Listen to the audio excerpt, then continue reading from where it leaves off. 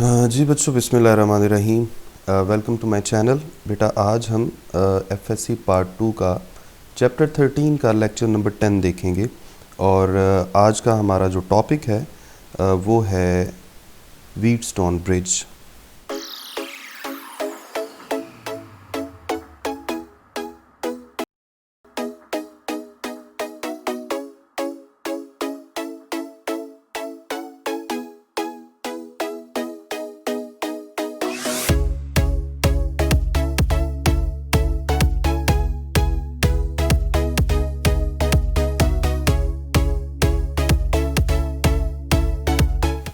जी welcome back. तो चलते हैं अपने बोर्ड की तरफ। ये सामने आपको नज़र आ रहा है। इसमें आज के लेक्चर में हमने क्या कुछ करना है। सबसे पहले हम ये देखेंगे कि किसी भी सर्किट को सॉल्व करने के जो रूल्स हैं वो क्या हैं, कौन कौन से स्टेप्स हैं जिनको फॉलो करना पड़ता है। उसके बाद हम ये देखेंगे कि व्हीटस्टोन ब्रिज में बैलेंसिंग कंडीशन से क्या मुराद है और वो क्या होती है। ये असल में एक छोटी सी कंडीशन है जिसको यूज़ करके हम व्हीटस्टोन ब्रिज से बेनिफिट ले सकते हैं। From the balancing condition we can find unknown resistance. जो अभी मैं आपको बता रहा था कि हम इससे बेनिफिट ले सकते हैं, और वो बेनिफिट क्या है कि हम किसी अननाउन रेजिस्टेंस की वैल्यू फाइंड कर सकते हैं। अगर आपको अपनी लैब का प्रैक्टिकल स्लाइड वायर ब्रिज याद है तो व्हीटस्टोन ब्रिज और स्लाइड वायर ब्रिज जो है वो बिल्कुल सेम है। यानी स्लाइड वायर ब्रिज जो है वो व्हीटस्टोन ब्रिज की ही वर्किंग पर चलता है। नेक्स्ट है जी, आपको इसके लिए क्या कुछ पता होना चाहिए, जो मैंने आपको लास्ट लेक्चर में किरचॉफ के सेकंड रूल में आपको कुछ रूल्स बताए थे। You must know that potential change is negative. Potential change is negative when we move through resistance in the direction of current. ये हमने बात डिस्कस की थी बड़ी डिटेल में कि अगर हम रेजिस्टेंस के थ्रू करंट की डायरेक्शन में चलें तो इसका मतलब ये है कि हम हाई से लो पोटेंशियल की तरफ जा रहे हैं। और जब हाई से लो पोटेंशियल की तरफ जा रहे हों इसका मतलब है पोटेंशियल में कमी आ रही है, यानी पोटेंशियल डिफरेंस या पोटेंशियल चेंज क्या होगा, negative. When two points come at same potential, ये दूसरा बड़ा इंपॉर्टेंट पॉइंट है। अगर दो पॉइंट सेम पोटेंशियल पर आ जाएं तो उन दोनों पॉइंट्स के दरमियान चार्जेस का फ्लो नहीं होता, क्योंकि दोनों सेम पोटेंशियल पे हैं। वैसे तो अमूमन ऐसा होता है ना, चार्ज हाई से लो पोटेंशियल की तरफ जाता है, लेकिन यहाँ दोनों पॉइंट्स अगर सेम पोटेंशियल पे होंगे तो फिर इनके दरमियान करंट फ्लो नहीं करेगा। अच्छा जी, सामने है व्हीटस्टोन ब्रिज। ये सर्किट आप देख रहे हैं। इसके सर्किट में टोटल 4 रजिस्टर हैं जिनको रेक्टेंगल की शक्ल में, स्क्वायर की शक्ल में इस तरह लगाया गया है। और इनके 4 कॉर्नर्स आ गए, एक ए, बी, सी और डी। फिर क्या किया, दो opposite corners let's say B और डी के दरमियान हमने गल्वानोमीटर लगा दिया, और ए और सी के दरमियान हमने ये देखें स्विच लगाया, और स्विच के साथ एक बैटरी लगाई, और बैटरी का दूसरा जो टर्मिनल है वो पॉइंट सी के साथ अटैच कर दी। ठीक है, एक तरफ पॉइंट ए है और दूसरी तरफ पॉइंट सी है। ये आपका सर्किट कंप्लीट हो गया, और इसी सर्किट को हम बोलते हैं व्हीटस्टोन ब्रिज। इसमें एक इम्पॉर्टेंट चीज़ जो आपको याद रहनी चाहिए वो ये है कि यहाँ बैटरी के जो टर्मिनल्स हैं, यानी यहाँ इस तरफ पॉजिटिव और इस तरफ नेगेटिव है। अगर आप पॉजिटिव को एक तरफ दूसरी तरफ कर देते और नेगेटिव को भी दूसरी तरफ कर देते, यानी अगर आप बैटरी की पोलैरिटी को उल्टा देते तो फिर भी कोई फ़र्क नहीं पड़ना था। यानी इस सर्किट में बैटरी की पोलैरिटी मैटर नहीं करती। इसलिए जब आप इसको प्रैक्टिकली करेंगे तो बैटरी की पोलैरिटी जिस तरफ मर्ज़ी कर लें, it will give same result. क्योंकि इसमें हम डायरेक्शन ऑफ करंट की बात नहीं कर रहे, हम इसमें करंट की एक कंडीशन है जिसमें हम चाहते हैं कि गल्वानोमीटर के अंदर से ज़ीरो करंट फ्लो करे। हम उसकी बात करेंगे, अभी मैं आगे चल के आपको बताऊंगा। तो व्हीटस्टोन ब्रिज के इंट्रोडक्शन सबसे पहले आप देंगे और उसके बाद डेरिवेशन होगी। इंट्रोडक्शन में आप क्या बोलेंगे कि इसमें सबसे पहली बात ये कि व्हीटस्टोन ब्रिज एक अननोन रेजिस्टेंस फाइंड करने के लिए यूज़ किया जाता है। ठीक है, दूसरी बात ये कि व्हीटस्टोन ब्रिज में टोटल 4 रजिस्टर होते हैं जो R1, R2, R3 और R4 के नाम से आपको यहाँ नज़र आ रहे हैं, और इनको हमने इस तरह से सर्किट में कनेक्ट कर दिया। उसके बाद एक हमने बैटरी लगा दी ए और सी के दरमियानी, मैं आपको बता चुका हूँ। एक सेंसिटिव गल्वानोमीटर लगा दिया और पॉइंट ए और डी के दरमियान, और स्विच को हमने क्लोज कर दिया, ठीक है। लेकिन अननोन रेजिस्टेंस फाइंड करने के लिए हमारे पास एक छोटी सी डेरिवेशन है, और उस डेरिवेशन के नतीजे में हम एक कंडीशन फाइंड करेंगे, और उस कंडीशन को बोलते हैं बैलेंसिंग कंडीशन। अच्छा जी, सबसे पहले आप अपने ज़हन में बिठा लें कि किसी भी सर्किट को सॉल्व करने के लिए, ख़ासकर कम्प्लेक्स सर्किट को सॉल्व करने के लिए, देखें कम्प्लेक्स सर्किट ऐसा सर्किट होता है जिसमें एक से ज़्यादा लूप्स हों या एक से ज़्यादा सोर्सेज हों, जो बैटरीज़ हैं। अब देखें बैटरी तो यहाँ एक ही है, लेकिन लूप्स यहाँ पर एक से ज़्यादा हैं। देखें एक ये लूप बन रहा है, एक ये लूप बन रहा है, एक ये लूप बन रहा है। इसके अलावा भी और काफ़ी सारे लूप्स आप बना सकते हैं, जैसे एक ये लूप बन रहा है, ठीक है, एक ये लूप बन रहा है इस तरह से। तो बहुत सारे लूप्स हैं, आप काफ़ी सारे लूप्स को यहाँ पर इमेजिन कर सकते हैं, लेकिन हम यहाँ पर सिर्फ 2 लूप्स की बात करेंगे, और वो 2 लूप्स कौन से हैं? एक है ये वाला और दूसरा है ये वाला, यानी एक ए बी डी ए और दूसरा बी डी सी बी, ठीक है। ये 2 लूप्स हैं, हम इनकी बात करेंगे। और इनकी बात हम क्यों करेंगे? क्योंकि इनके अंदर गल्वानोमीटर मौजूद है, और जो कंडीशन हम बनाने जा रहे हैं उसका ताल्लुक गल्वानोमीटर के साथ ही है। तो एक बात याद रखें, करंट को जितने भी लूप्स आपने कंसीडर करने हैं, अगर आप कम्प्लेक्स सर्किट की बात कर रहे हैं तो आपने हर लूप में करंट को सेम डायरेक्शन में कंसीडर कर लेना है। फिर वो आगे की बात है कि करंट की जो फाइनल डायरेक्शन है वो क्या आएगी, वो आगे चल के अभी हम देखेंगे। फ़िलहाल हमने क्या किया, हमने इन दोनों लूप्स के अंदर करंट को क्लॉकवाइज डायरेक्शन में फ़र्ज़ कर लिया, और दोनों क्लॉकवाइज डायरेक्शन आपको नज़र आ रही हैं। और एक लूप में करंट को I1 का नाम दे दिया, और दूसरे लूप में, एक लूप में I1 और दूसरे लूप में I2 का नाम दे दिया, ठीक है। इसके बाद अब हम क्या करेंगे, अब हम ज़रा गौर से देखिए, मैं आपको करंट की कुछ डायरेक्शंस बनाता हूँ। देखें R3 के अंदर से करंट फ्लो कर रहा है इस तरफ I1, R1 के अंदर से करंट फ्लो कर रहा है इस तरफ I1। आप गौर से देखिएगा, गल्वानोमीटर की रेजिस्टेंस को अगर मैं RG का नाम दूं तो गल्वानोमीटर के अंदर से I1 फ्लो कर रहा है नीचे की तरफ। अब आप सेकेंड लूप की बात करें, सेकेंड लूप में R4 के अंदर से I2 जो है ये फ्लो कर रहा है इस तरफ, R2 के अंदर से I2 फ्लो कर रहा है इस तरफ, और गल्वानोमीटर के अंदर से I2 ऊपर की तरफ फ्लो करेगा, अगर आप इसकी क्लॉकवाइज डायरेक्शन को कंसीडर करें। अच्छा जी, यहाँ पर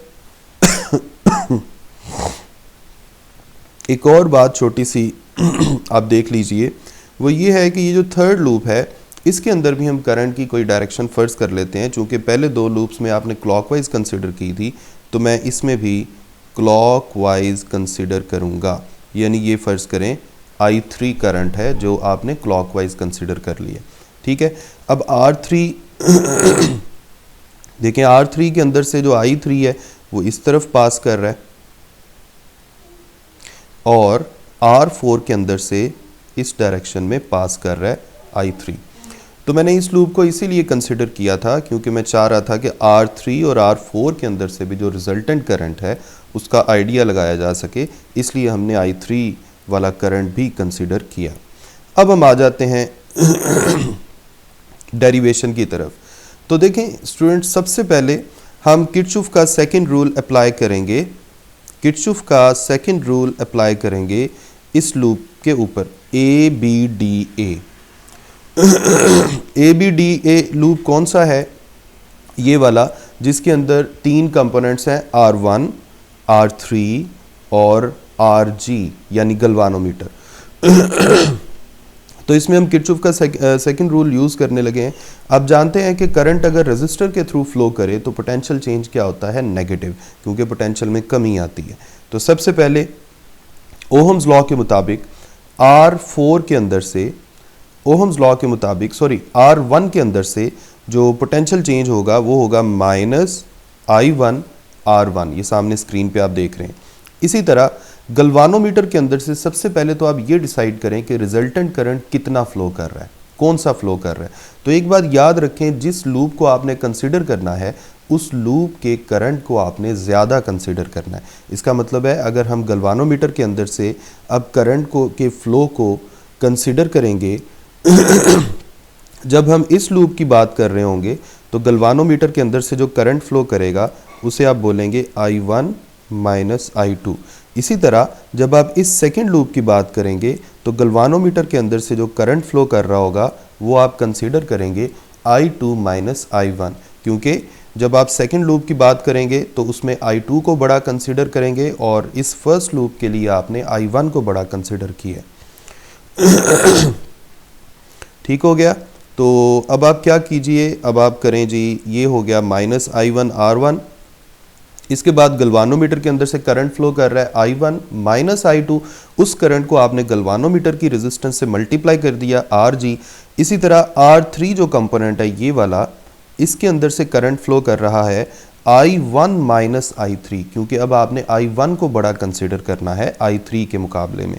तो I1 माइनस I3 करंट है और इसकी रेजिस्टेंस है R3। अच्छा, एक और बात, यहाँ हम करंट को माइनस क्यों कर रहे हैं, क्योंकि ये दोनों करंट्स एक दूसरे के अपोजिट हैं, इसलिए एक को बड़ा कंसिडर करके दूसरे को छोटा कंसिडर करके बड़े में से छोटे को माइनस कर दिया तो आपके पास रिजल्टेंट करंट आ जाएगा। तो इन तीनों को आपने ज़ीरो के इक्वल कंसिडर कर लिया, क्योंकि किरचॉफ का सेकंड रूल यही कहता है सबके साथ नेगेटिव साइन क्यों आ रहा है, क्योंकि हम जानते हैं कि रजिस्टर के थ्रू पोटेंशियल चेंज नेगेटिव होता है। अब आप सेकेंड लूप को कंसिडर करें। सेकेंड लूप में कौन कौन से कंपोनेंट्स आ रहे हैं, एक आ रहा है जी R2, फिर आ रहा है गल्वानोमीटर ये, और फिर आ रहा है R4। इन तीनों के थ्रू आपने पोटेंशियल चेंज फाइंड करना है। सबसे पहले अगर मैं R2 की बात करूं तो R2 के अंदर से एक ही करंट फ्लो कर रहा है I2, तो ओहम्स लॉ के मुताबिक इसका पोटेंशियल चेंज हो गया minus I2 R2। Negative sign क्यों आ रहा है, क्योंकि पोटेंशियल चेंज नेगेटिव है। इसी तरह दूसरी आप बात कर लें R4 की। R4 के अंदर से टोटल, R4 के अंदर से ये है R4 ये वाला, R4 के अंदर से टोटल दो करंट फ्लो कर रहे हैं I2 और I3, दोनों अपोजिट डायरेक्शन में। चूँकि हम I2 वाले लूप को कंसिडर कर रहे हैं तो इसलिए I2 को बड़ा कंसिडर करेंगे और रिजल्टेंट करंट होगा I2 माइनस I3। तो फिर R4 के अंदर से जो पोटेंशियल चेंज होगा वो होगा I2 माइनस I3, यानी करंट मल्टीप्लाइड बाय रेजिस्टेंस। इसके बाद RG की बारी है, गल्वानोमीटर की। अब चूंकि हम I2 वाला लूप कंसिडर कर रहे हैं तो फिर RG के अंदर से रिजल्टेंट करंट कितना फर्ज करेंगे, I2 माइनस I3, यानी I2 बड़ा है, I2 माइनस I1, I2 बड़ा है और I1 छोटा है। तो आपके पास रिजल्टेंट करंट आ गया I2 माइनस I1 और मल्टीप्लाइड बाय गल्वानोमीटर की रेजिस्टेंस इक्वल टू 0। इस तरह से आपके पास दो इक्वेशंस बन गई, दो इक्वेशंस I1 और फर्स्ट और 2। अच्छा जी, जो बैलेंसिंग कंडीशन है जिसका मैं जिक्र कर रहा था वो है ये बैलेंसिंग कंडीशन। तो बैलेंसिंग कंडीशन का मतलब ये है, हम ये कंसिडर करें कि पॉइंट बी और पॉइंट डी, यानी ये वाले दो पॉइंट्स जिनको मैं हाईलाइट कर रहा हूं, ये दोनों पॉइंट्स सेम पोटेंशियल पर आ गए हैं। अगर ये दोनों पॉइंट्स सेम पोटेंशियल पर होंगे तो फिर गल्वानोमीटर के अंदर से कोई करंट फ्लो नहीं करना चाहिए। अगर गल्वानोमीटर के अंदर से कोई करंट फ्लो नहीं करना चाहिए तो इसका मतलब ये हुआ कि I1 और I2 का जो डिफरेंस है वो कितना होना चाहिए, 0। यानी I1 और I2 का डिफरेंस ये वाला, इसी तरह से ये वाला, यानी चाहे I1 माइनस I2 है चाहे I2 माइनस I1 है, इन दोनों का रिजल्ट 0 होना चाहिए। और इसका दूसरा मतलब क्या है कि I1 और I2 आपस में बराबर होने चाहिए, यानी दोनों लूप्स में जो टोटल करंट फ्लो कर रहा है वो सेम होना चाहिए। तो अगर हम इस कंडीशन को इक्वेशन नंबर 1 और इक्वेशन नंबर 2 में अप्लाई करें, अगर आप इक्वेशन नंबर 1 में अप्लाई करें तो आपके पास जो रिजल्टेंट इक्वेशन बनेगी वो बनेगी ये, क्योंकि अब दोनों करंट सेम है, आपने उनकी जगह I1 ही पुट कर लिया, तो गल्वानोमीटर का रिजल्टेंट करंट क्या हो जाएगा, 0। और आपके पास जो इक्वेशन है वो बच जाएगी ये, यानी एक टर्म आपकी ख़त्म हो गई।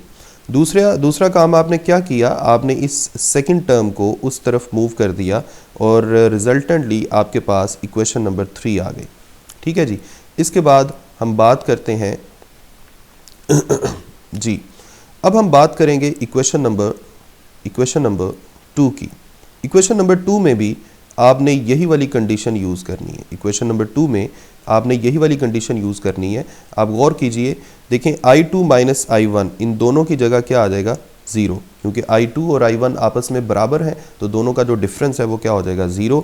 तो इस तरह से आपके पास ये वाली थर्ड टर्म गल्वानोमीटर की जो टर्म है वो 0 हो जाएगी। और दूसरा काम आपने क्या करना है, आपने इस टर्म को R4 वाली टर्म को दूसरी साइड पे मूव कर देना है। जब आप R4 वाली टर्म को दूसरी साइड पे ले जाएंगे तो आपके पास ये इक्वेशन नंबर 4 आ जाएगी। और आखिरी काम हमने क्या किया, हमने इक्वेशन नंबर 3 और इक्वेशन नंबर 4 को डिवाइड कर दिया। अगर आप गौर करें, इक्वेशन नंबर 3 आपको नज़र आ रही है यहाँ पर, इसको मैं अभी हाईलाइट कर देता हूँ।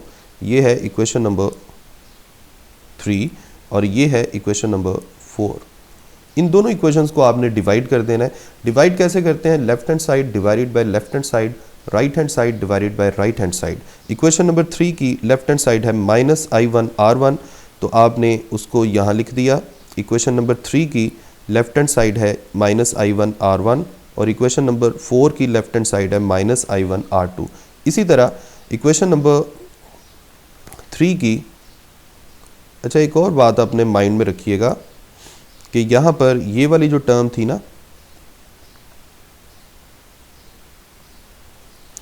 ये देखें यहाँ पर गौर कीजिएगा, I1 माइनस I3 था और वहाँ पर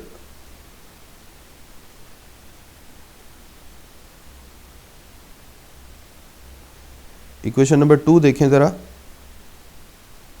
ये इक्वेशन नंबर 2 में यहाँ पर था I2। अब चूंकि I1 और I2 बराबर हमने कहे हुए, तो फिर हमने आगे चल के इक्वेशन नंबर 2 में यहाँ पर I2 की जगह I1 भी पुट कर दिया है। यहाँ हमने क्या किया, I2 की जगह I1 पुट कर दिया। ठीक है, तो आपके पास इक्वेशन नंबर 4 आ गई। फिर आप इनको डिवाइड कर देंगे। अब आप गौर कीजिए, ये कैंसिल हो गया, ये करंट कैंसिल हो गए और आपके पास एक रेशो की फॉर्म में एक छोटी सी इक्वेशन आ गई। यही हमारी बैलेंसिंग कंडीशन है। इसे बैलेंसिंग कंडीशन इसलिए कहते हैं क्योंकि अगर रेजिस्टेंसेस की ये वाली रेशो बन जाए, कहने का मतलब ये है, अगर R1 डिवाइडेड बाय R2 और R3 डिवाइडेड बाय R4 आपस में बराबर हों, यानी ऊपर वाले दोनों रेजिस्टर्स की रेशो और नीचे वाले दोनों रेजिस्टर्स की रेशो अगर सेम है, तो हम कह सकते हैं कि पॉइंट B और पॉइंट D सेम पोटेंशियल पर आ चुके हैं और गल्वानोमीटर के अंदर से कोई करंट फ्लो नहीं करेगा। अब आखिरी बात ये कि अगर हम अननोन रेजिस्टेंस निकालना चाहते हैं तो इन चारों रेजिस्टर में से कोई एक आप अननोन रख लें और बाकी तीनों नाउन होंगे। उस तरह फिर आप क्या करेंगे, फ़र्ज़ करें आपने R4 को अननाउन कंसिडर कर लिया, तो फिर बाकी सारी रेजिस्टर की वैल्यूज़ को दूसरी तरफ ले जाकर आप इस फार्मूला से अननाउन रेजिस्टेंस निकाल सकते हैं। लेकिन ये बात याद रखें, ये कंडीशन सिर्फ तब वैलिड है जब गल्वानोमीटर के अंदर से कोई करंट फ्लो ना कर रहा हो। अगर गल्वानोमीटर के अंदर से करंट फ्लो कर रहा हो तो फिर हमें सर्किट में थोड़ी सी तब्दीली करनी पड़ती है, जो आपको प्रैक्टिकल में बताई जाएगी। यानी हमें एक स्लाइडिंग टर्मिनल होता है, उसको थोड़ा मूव करना पड़ता है, जिसकी वजह से ये रेशो आपस में बराबर आ जाती है और गल्वानोमीटर के अंदर से कोई करंट फ्लो नहीं करता। ठीक है, तो ये था आपका आज का छोटा सा टॉपिक। इसमें ये सारी डेरिवेशन है, आप इसको भी अपने पास स्क्रीनशॉट के तौर पे रख सकते हैं, इसीलिए मैं आपको ये बार बार स्लाइड करके दिखा रहा हूँ। ठीक है जी, तो अब हम चलते हैं वापस, और ये था आज का लेक्चर। अगर आपको इसमें कोई कन्फ्यूजन है, कोई प्रॉब्लम है, तो आप मुझे ज़रूर बताइएगा। मुझे अपनी दुआ में याद रखें। नेक्स्ट वीडियो तक अपना ख्याल रखें। अल्लाह हाफ़िज़।